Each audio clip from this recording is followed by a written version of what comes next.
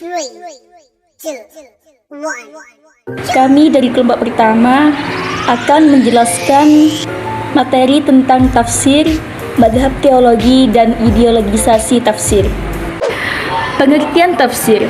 Tafsir secara etimologi berasal dari kata fassara yufassiru tafsiran, yang berarti menjelaskan, menyingkapi atau menerangkan makna yang tidak jelas atau abstrak.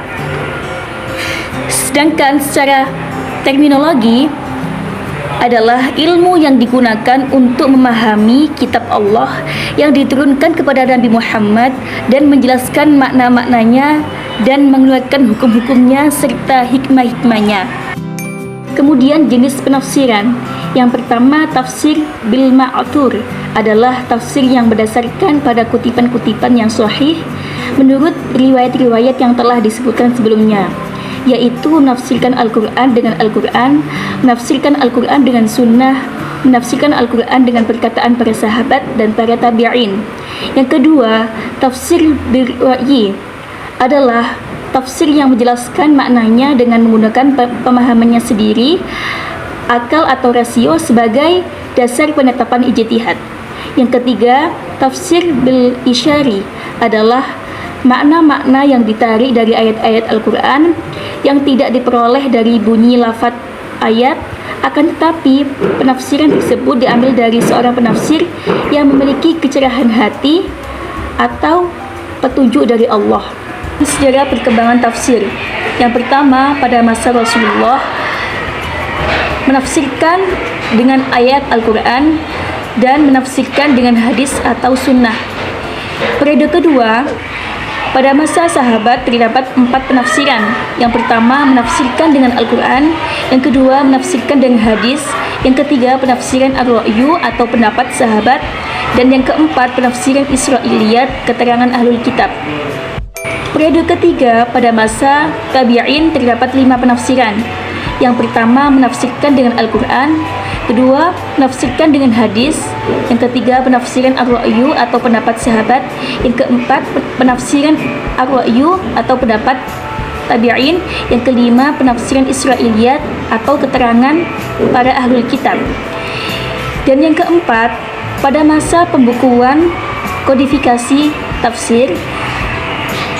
Periode ini dimulai di akhir pemerintahan Bani Umayyah dan awal masa pemerintahan Abbasiyah.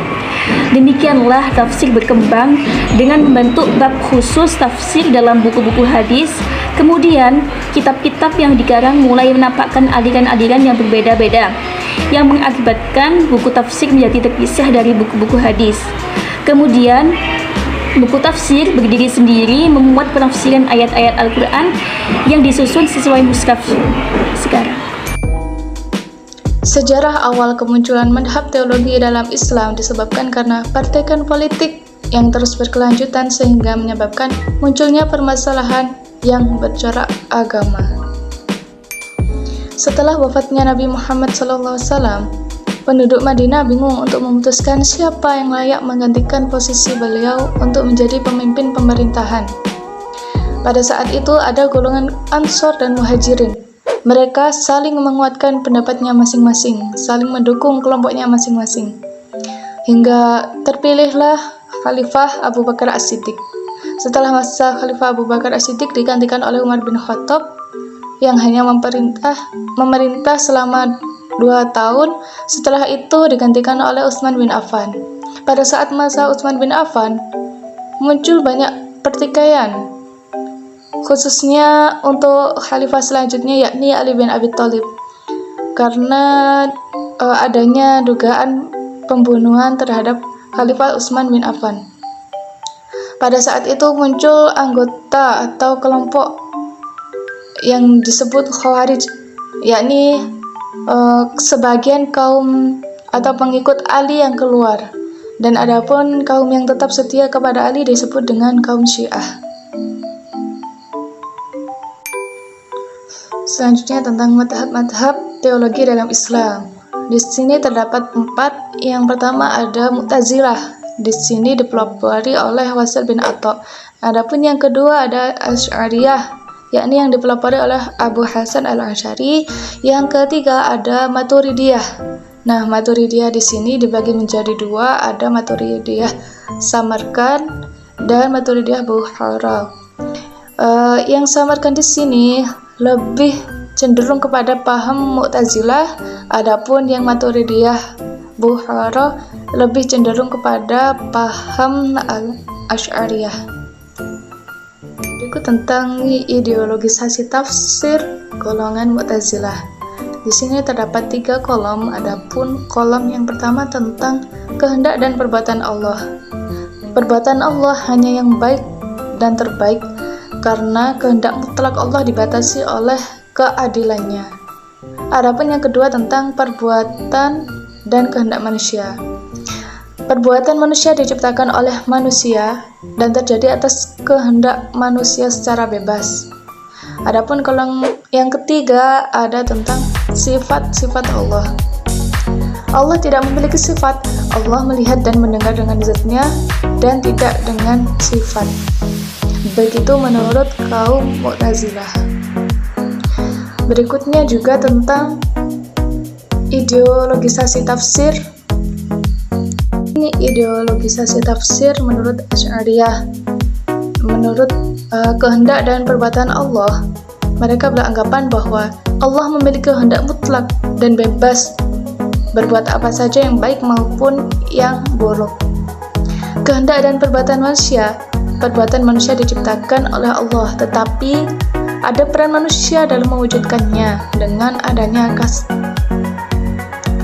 Allah memiliki sifat dan sifat Allah itu bukan zatnya, tapi melekat dengan zatnya. Tentang ideologisasi tafsir golongan Maturidiyah Samarkand. Yang pertama, kehendak dan perbuatan Allah. Perbuatan Allah hanya yang baik dan terbaik karena kehendak mutlak Allah dibatasi oleh keadilannya. Kehendak dan perbuatan manusia, yakni perbuatan manusia diciptakan oleh manusia dan terjadi atas kehendak manusia secara bebas. Adapun yang ketiga, sifat-sifat Allah. Allah memiliki sifat dan sifat Allah itu di luar zatnya, tetapi tidak terpisah dari zatnya. Selanjutnya yang terakhir ada ideologisasi tafsir golongan Maturidiyah Bukhara. Yang pertama, kehendak dan perbuatan Allah. Allah memiliki kehendak mutlak dan bebas berbuat apa saja yang baik maupun yang buruk. Kehendak dan perbuatan manusia